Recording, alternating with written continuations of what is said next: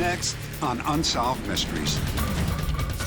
At a remote campground, a young man has a strange encounter with a beautiful blonde woman. And then... What are you looking at, man? What's your problem, man? What's your problem? After a huge explosion at a Navy ammo dump, 50 sailors refused to continue unloading bombs. They're in prison. But was it really a mutiny? This little girl had a rare disease, and doctors thought that she would die by the age of 10. And then she met Father Ralph DiOrio. And a woman's search for her missing grandmother reveals a dark family secret hidden for almost 100 years. There is nothing like a good mystery. And you know what? They're even better when they're true. I'm Dennis Farina. Join me for an hour of Unsolved Mysteries.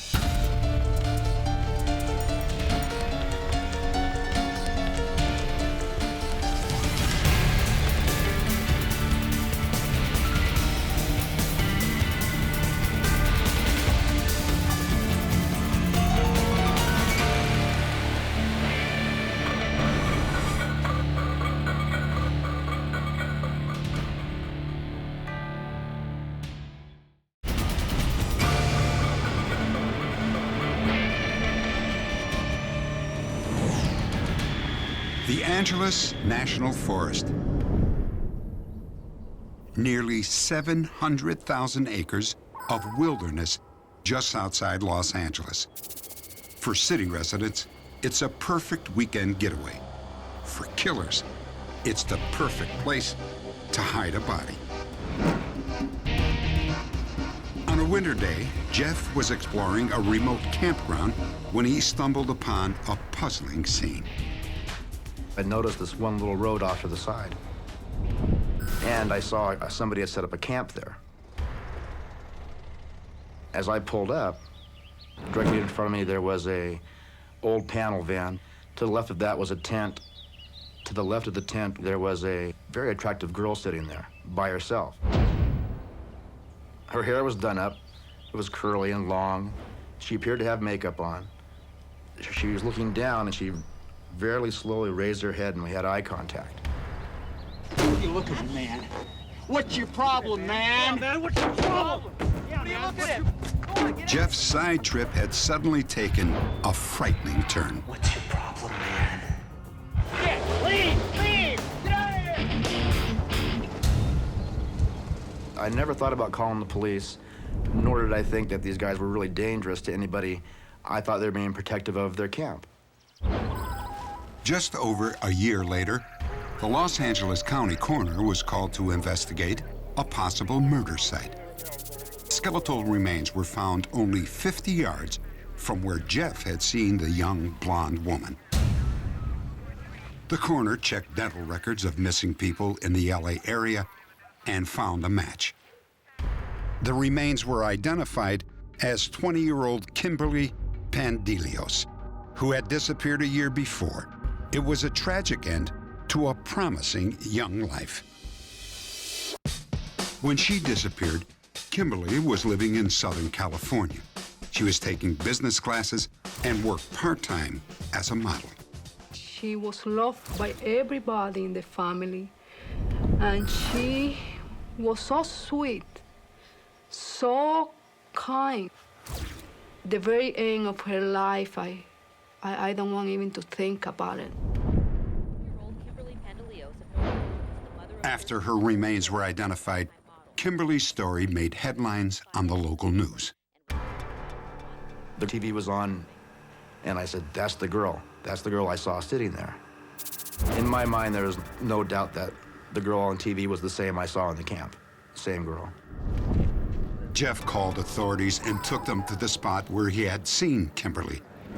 But too much time had passed, and there were no clues left behind.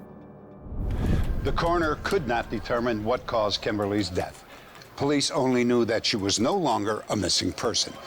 Her case was reclassified as a probable homicide.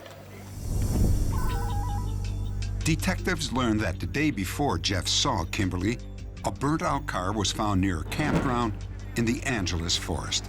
You can see where they torched it from this side. The fire was started in the passenger compartment on the passenger side of the front seat. We were able to determine that the front seat was pulled forward in a position that would be as if she drove to that location. They found a charred spiral notebook in the car. It belonged to Kimberly Pandilios. After running a DMV check on the plates, the police were able to contact Kimberly's husband, who had already reported his wife missing. A few weeks later, 2 hikers found a second notebook under a nearby bridge. It was Kimberly's day runner, but it didn't provide investigators with any fingerprints or other clues. It is believed that a third notebook belonging to Kimberly is still missing. Rita, did you talk to Kimberly? Investigators did have one lead. On the day she disappeared, a man named Paul had called Kimberly at home. What happened after that? Well, this Paul called again about 7 p.m. Kimberly still wasn't home. He said she'd left her appointment book when she met with him. The notebook that Paul has is probably the most valuable notebook. That might have her appointments or contacts for later that day. There's a possibility that Kimberly went up into the mountains to meet someone, and that appointment might be in her book. Kimberly told her husband that she was scheduled for an outdoor photo shoot. She had responded to an ad in a local newspaper. A theory is that she drove to that location by herself and met someone to do an outdoor shoot, and that once she was there, she was taken off the road back into the area that she was ultimately found. Hi, I'm Kimberly. Ready for a little walk? Come on, let's go! Come on! Authorities believe Kimberly was abducted sometime on Thursday afternoon. When Jeff drove up, it was just past noon on Saturday. In retrospect, she might have been drugged, but you just had no idea. If she would have cried out, if she would have said something, if she would have given me an indication she was in trouble, of course I would have done something, but I didn't know. It just gets to me that I didn't do something right then and there to help her. This person basically died because of my inaction or my ignorance. You can't bring the girl back, but I would like justice to be done, of course. Update. In the case of Kimberly Pandilios, justice has finally been served. 12 years after Kimberly's disappearance, a convicted sex offender, David Rademacher, was arrested for her murder. Authorities tied Rademacher to Kimberly using phone records and were able to make the arrest thanks to the testimony of a teenage girl that he had been harassing. A judge sentenced Rademacher to life in prison without the possibility of parole.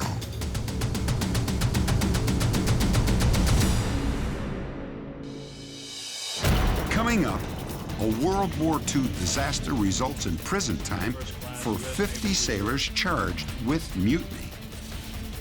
Are they really guilty?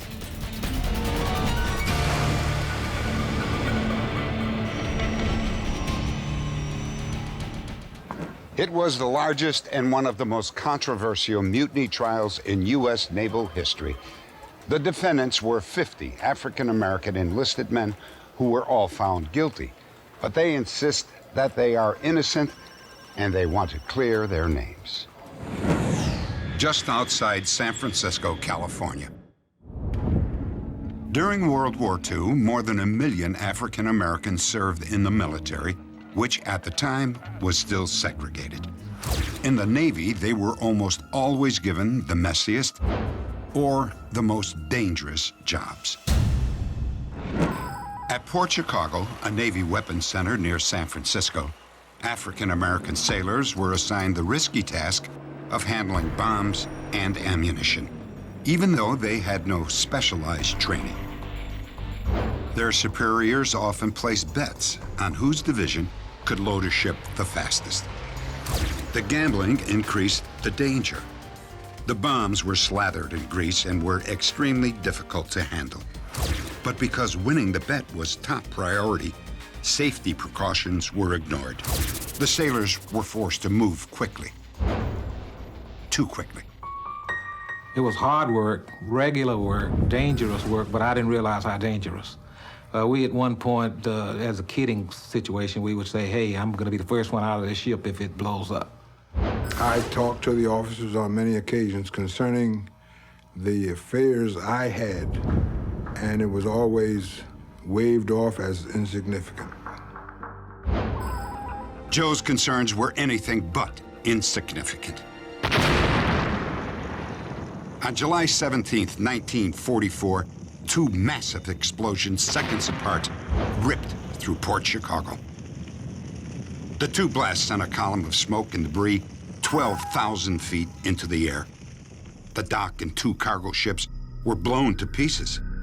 320 people were killed. Every single man in the loading zone. Man, I'm telling you, it was a sight that you don't want to talk about. And arm here, leg here, head here, shoe with a foot in it, and all that sort of thing. And this is on the water, on the ground, and oh man, it's awful. 3 days later, Rear Admiral Carlton H. Wright praised the Port Chicago seamen for their bravery, and 5 African-American enlisted men were awarded medals. The exact cause of the disaster was never determined. Many of the surviving sailors and their officers were transferred to another munitions depot. But when the order was given to go back to the loading dock, the entire division stopped dead in their tracks. Seaman, if you're not gonna obey orders, just fall out. Lieutenant Ernest DeLucchi, the officer in charge, ordered Seaman First Class Joe Small to the front of the formation. Small, you gonna go back to work? No, sir. If Small don't go, we're not going either. Yeah. It was spontaneous. We had not discussed it. We had not planned it. Each man made up his own mind. A month later, the 50 men found themselves center stage in one of the largest court-martials in United States naval history. They were charged with conspiracy to commit mutiny during wartime. I think that what they was trying to do was to set example because we was black. They said, well, maybe the next crew won't do it.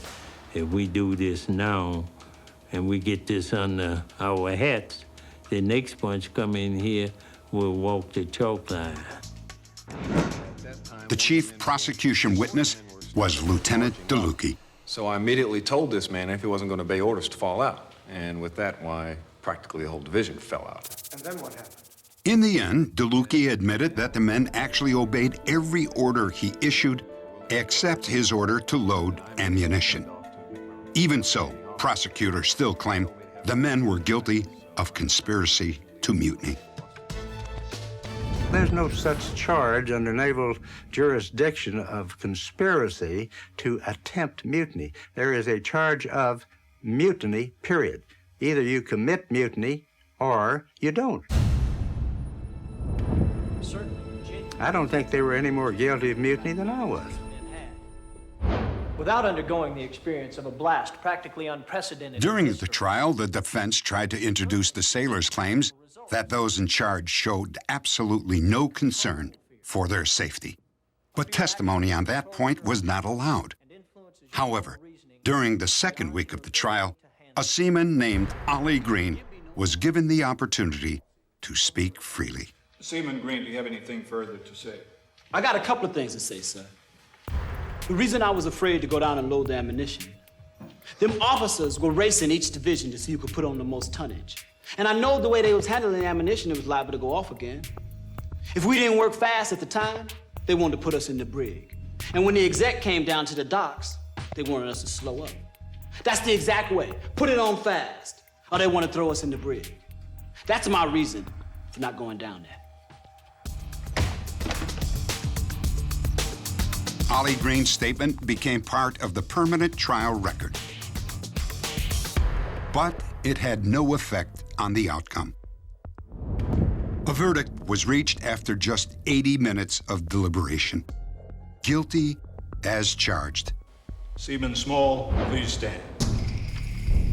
To be confined for a period of 15 years, then to be dishonorably discharged from the United States Naval Services.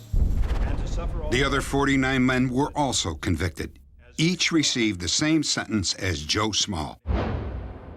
15 years in prison. The verdicts caused a nationwide outcry.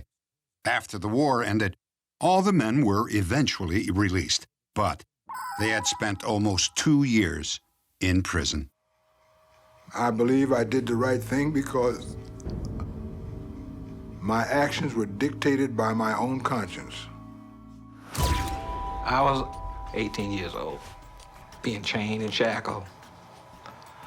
It's no right that can correct the wrongness because it's so deep, it has gone so long, and I've had it kind of wiped it out of my mind.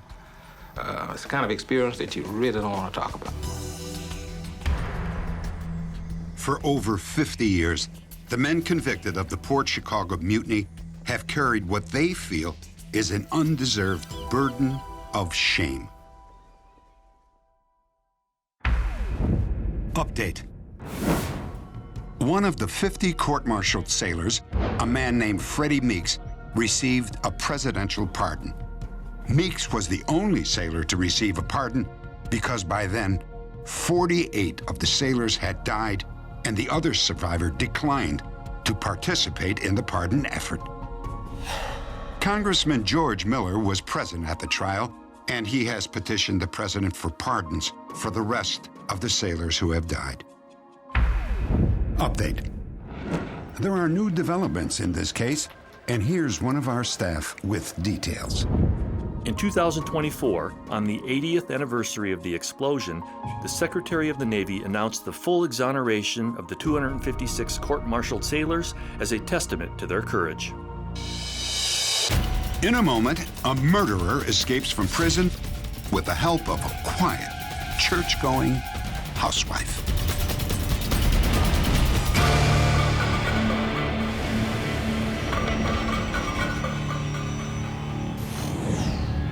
Wellsville, Pennsylvania.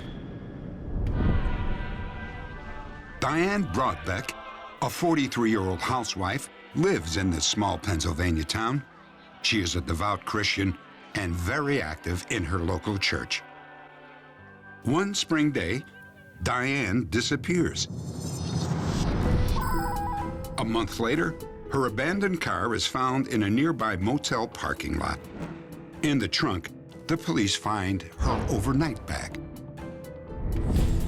The same day that Diane vanishes, a long-term inmate at a local prison escapes. His name is John Yant, and he has been serving a life sentence for the brutal murder of an 18-year-old schoolgirl.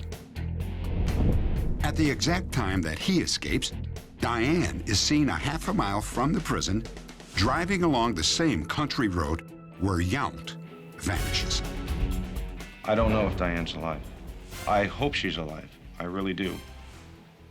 I believe personally that she is alive, and I think she is with John. Diane was a respected member of her church and community, and apparently she was happily married. Well, then why would she vanish without a word? There are two theories. Diane was either kidnapped by a desperate prisoner, or she willingly helped the convicted murderer escape. I know my daughter. She would not deliberately help a convicted murderer escape from prison. My daughter would not do this. Yes, I think my wife probably did help John Yant get out of jail under pressure. For what reason, I don't know. It's hard to say. She could have been threatened by John Yant. I don't know what happened. I really don't. Diane and her husband, Chester, had 2 daughters and had just celebrated their silver wedding anniversary. Diane worked as a bank manager, and as one of her many community activities, she wrote letters to prisoners who had no family or friends. 16 years earlier, John Yant had been convicted of raping and murdering a teenage girl. He was sentenced to life in prison. In time, Yant began writing to Diane. Hi, my precious lady. I wanted you to be close to me so much today. I hope my enjoyment and adoration of you is an incentive to be the best you can. You are a classy lady. I miss you and love you, John. John Yant was a model prisoner. He played organ for the choir, a former math teacher. He taught in the prison school. Around here, it was very easy for him to be liked. And he had a real good manner about him in terms of getting involved with people. John is a strong-willed person and very persuasive. I believe that he could probably persuade almost anybody, given the right opportunity and given the right time. He has a lot of skill in being able to manipulate people. Diane then began visiting Yant at the local jail and continued to see him even when he was transferred to a prison over 2 hours away. She was his girlfriend, definitely. It was not a casual visit like a brother and sister visiting. When they started their visit, they would embrace and kiss, and the same when they left. I'm fine. I'm always fine when I see you. You look great.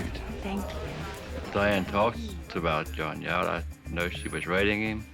I know she visited him. But that's about all. It was just a little bit as far as I knew.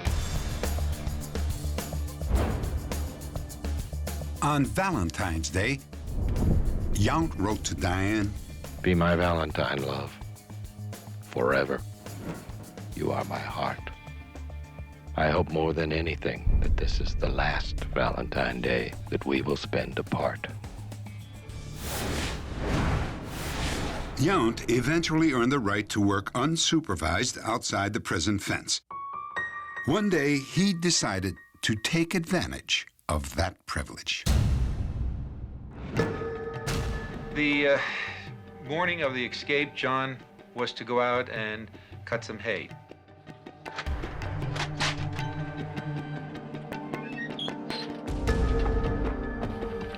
All you have to do is take this hay wagon down to the garden barn. I'll be back in a moment. That was the last time John Yant was ever seen. I was on the way up over Ritual Hill there, heading for the bowling alley. And I seen this car come down. I just casually looked over, and I thought, that girl looks familiar. It's like John Yant's girlfriend. So I thought to myself, what is she doing on this road? And that was the last time that Diane Brobeck was ever seen. Yes, sir. Broderick? Yes, sir. Sergeant Duggar from the Pennsylvania State Police. This is Trooper Robert Scudder. Yes, sir. When the troopers came to my door on Sunday, wanting to know where my wife was, saying that Yant had been broken out of prison by someone, or thinking it was her, as far as I was concerned, they were completely wrong. She had nothing to do with it. However, police discovered that Diane had a secret bank account and had withdrawn $7,500 in the weeks just before she disappeared.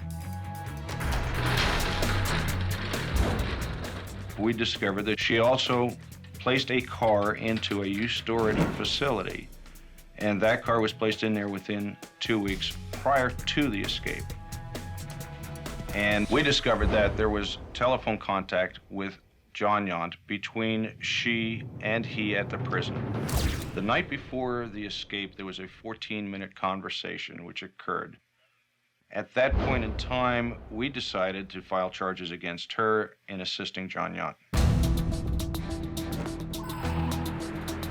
A month after Yant's escape, Diane's car was discovered at the local motel. A bag was found in the trunk containing her jewelry, cosmetics, and over a dozen pairs of underwear. There is a theory that John used Diane as an instrument of his escape. He discovers that he is not going to get out of the prison system. He has a woman on the outside who can do things for him. She does them. He then kills her. He would be gone free and clear. The other theory is that she really loved him, and he really loved her. That theory is one that I hold. I believe she is with him. Well, if my wife has run off with another man, it's for sure I do not like it, that's for sure, you know. We were married for 25 years, and I thought they were fairly good years, you know, and I don't think she's alive. Because I think if she is, she would contact somebody in the family. I will never even think that she is dead. I know she's alive. I think of nothing else but my missing daughter, and I want her back. Update. After we aired this story, authorities learned that John Yant and Diane Brobeck were living in Boise, Idaho, under assumed names. Yant was sent back to prison to serve the remainder of his life sentence. Brobeck pled guilty to helping Yant escape and received a sentence of 2 to 5 years. She was released after serving 2 years. Next, a little girl is cured of a deadly disease. Her treatment? A priest thought to have healing powers.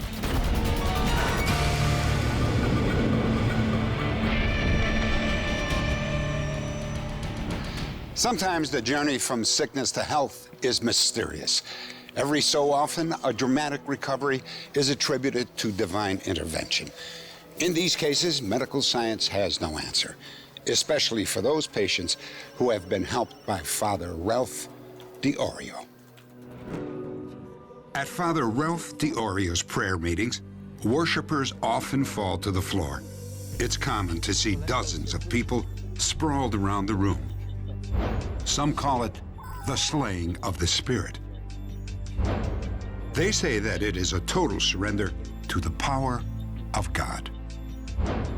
Christina was born with neurofibromatosis. Stan Yumowski and his family speak from experience when they talk about the extraordinary power of Father DiOrio's prayers. It's a degenerative genetic disorder.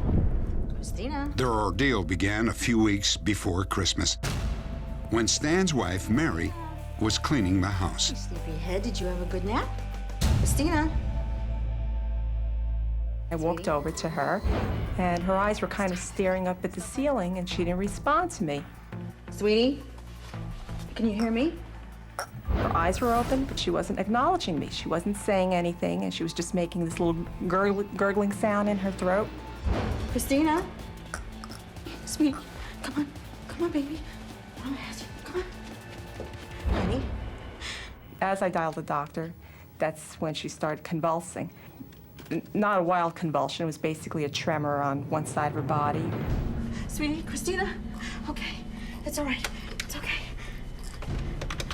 I don't know what told me to start timing it. I remember it started at 1 o'clock that day, December 1st, and the seizure lasted for 20 minutes. I'm sorry, but the news is not good. Christina is suffering with neurofibromatosis. The specialists all agreed the disease was incurable. It would damage Christina's vision and coordination and ultimately kill her. We sat down and we cried for weeks on end. Tears would just come to our eyes at any time during the day or night. We couldn't sleep. We were devastated by it. As expected, Christina's health deteriorated. There's certain things she would not be able to do at all. Skipping, forget about it. Running, I mean, the coordination wasn't there to do any of these things. Jumping, she couldn't get her feet off the ground. friend suggested that the family attend one of Father DiOrio's prayer meetings. Stan was quite skeptical, but he was willing to do anything for his daughter. I still had some anger in me. Even though I agreed to go, I carried a tape recorder in my pocket and I taped the entire service, thinking that if this man is a fraud, I'll expose him. Are there any children out there who are suffering? Please raise your hand. Father! Right here, Father! Yes. Do you have a sick child? Yes, Father, my daughter. I was so excited and thrilled just for the fact that they got called forward. You know, after seeing a number of people there, I thought our chances of even being called or having Christina blessed were almost nil. Sweetheart, what is your name? Christina. Christina. Now, Christina, do you believe in Jesus? Yes. There are three types of healing. There's the physical healing, the spiritual healing, and the psychological healing.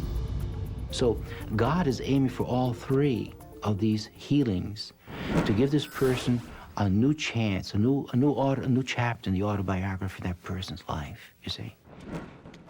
Stan and Mary were hoping for a miracle, but they had no idea what one might look like or feel like. Mommy, how did that man do that? Do what, Christina? When that man touched me on my head, he made me feel hot. And then I remembered what Father DiOrio had said during the service about people feeling a warmth in their body. And then, only then, me, who was all bundled up, I was so cold. I looked at her, her hood was down, no gloves on, her coat was hanging open. Within 2 days, it appeared their prayers had been answered. Right on the front stoop of this school, she starts jumping rope. And her feet are not just an inch off the ground, she's literally jumping a half a foot off the ground. And not just a couple of jumps. She's jumping and she's jumping. And I'm looking at her in like disbelief, and she calls out to me, "Mommy, how can I do this all of a sudden?" Her words, all of a sudden. Hello.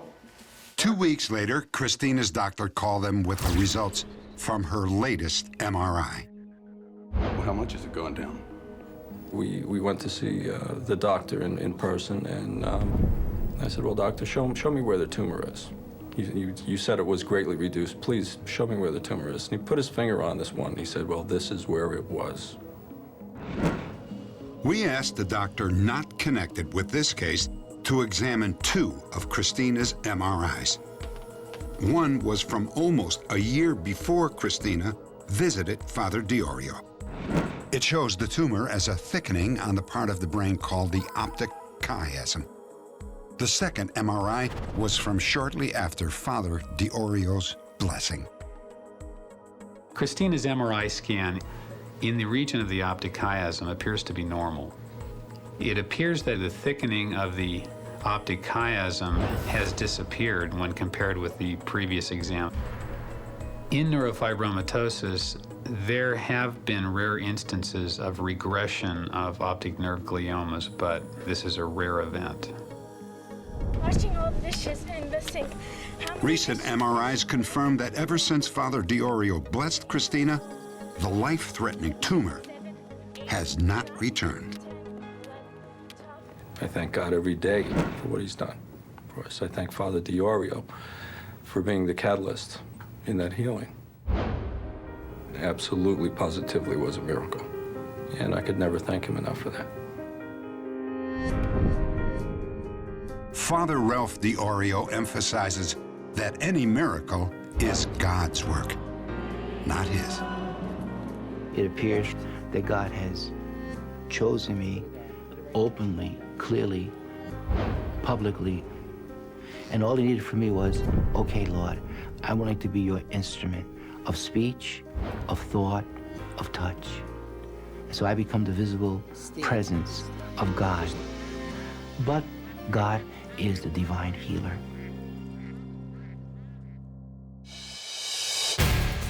Next, a woman's search for her missing grandmother reveals a mysterious legend of murder.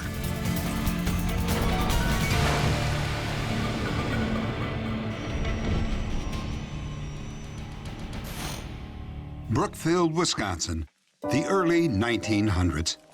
38-year-old Conradina Olen says goodbye to her 4 children. And Gus, I'll see you tomorrow. She tells them that she's going to a doctor's appointment in Milwaukee and will be back the next day. You sure you don't want to come along? No, I'd rather stay here. Goodbye, children. The Olsen children don't know it yet, but they are seeing their mother for the last time. Conradina's oldest son, Edwin, will regret his decision not to go with her for the rest of his life. He felt that if he had went with her, she would have been back. She would have come back to them. My father, he suffered for this all of his life. He never knew why she went away and didn't come back. Decades later, Geneva Foxer began investigating her grandmother's disappearance. She was hoping to find answers to the questions that had haunted her father his entire life. She learned that in 1891, 20-year-old Conradina married 30-year-old Carl Olsen, a railroad coachman. Would you listen to me when I'm talking to you? It was common knowledge that their marriage was unhappy. That back in those days, when there was a bad marriage, people didn't get a divorce. One of the people just walked away from the marriage. And this is actually what I had thought for many years that had happened to her. But now I don't. I feel she was taken. Something bad had to have happened to her. One day at work, Geneva had a bizarre encounter with a customer. This lady come into my store. I knew there was something different about her, but I couldn't grasp what it was. And we got to talking. She told me her name was Susanna. And she says, well, I'm a psychic. And just out of a clear blue sky, she said, you want to ask me about your grandmother, don't you? And I was amazed. I said, yes. And she said, do you have anything of your grandmother's here? And I said, yes. I said, I have a marriage license, and I said, I have their wedding picture. And she closed her eyes, and she says, now don't talk, be very quiet. And then all of a sudden, she said, I can see her boarding a train. I can see children crying. I can see her being beaten. And I feel that your grandfather knows what happened to her. It just kind of sent shivers down my spine. I was flabbergasted. I thought, I don't believe this. How could she know? How could she know this about my grandmother? Later, Susanna told Geneva that she would soon be receiving a packet of old letters. They would reveal the year that Geneva's grandmother disappeared. Ellis has something to do about where she She also told Geneva that the name Ellis was somehow connected to her grandmother and that her grandmother was buried in an unmarked grave. And she says, also, I see, within a year's time, you will be getting a letter from an unknown source yet not heard from, somebody you don't even know of, that is going to tell you where this grave is. Several weeks later, a package arrived. It was sent by Conradina's nieces and nephews, relatives Geneva had never met. I did get a packet of old letters from in the 1800s. And within these old letters, it states there was some dissension in the marriage, and it also states that the last known heard from her was around 1910. Geneva sent an account of her grandmother's disappearance to a local newspaper, and they printed it. To one reader, it sounded familiar. I got in contact with Geneva when I read a piece in a monthly magazine that she was looking for her grandmother. Bill Carpenter told Geneva about the unmarked grave of a woman. It was in a small Missouri town by the name of Ellis. And he says it is an unmarked grave, and it's along the railroad right-of-way. And when he said it's along the railroad right-of-way, I couldn't believe it. Tears come to my eyes. I just wanted to cry. Now, this was another prediction of Susanna's that came true. At the turn of the century, 20 year-old Conradina Olen Ellis was a small farming town. According to local legend, one day a fashionably dressed woman got off the train there. She was seen arguing with a man. Witnesses said it appeared to be a lover's quarrel and that the couple headed down the tracks. The man was later seen returning to the station alone. He boarded another train and left town. 3 days later, the woman's body was found alongside the train tracks. She had been murdered. There was nothing to identify her or to give any indication where she came from. Locals say that workers for the railroad buried the body a few yards from where she was found. Geneva has come to believe that this mysterious woman is her grandmother, Conradina. I want to think this is my grandmother's grave. In my heart, I think it is. And I don't know what else could have happened to my grandmother. I think with all my research, I would have found out something. However, a newspaper article about a woman murdered near the Ellis train tracks seems to contradict Geneva's theory. The account appeared in 1888, years before Conradina Olen disappeared. Long ago, there was a young woman who was murdered in Ellis, Missouri. Could it have been Conradina Olen? The way this is all coming about, I don't know what to think about it. I feel that there's somebody out there that knows what happened to her, and I just want to know. Perhaps Conradina did wave goodbye to her children and head off to a new life. Or maybe she was murdered and buried in an unmarked grave next to the railroad tracks in Ellis, Missouri.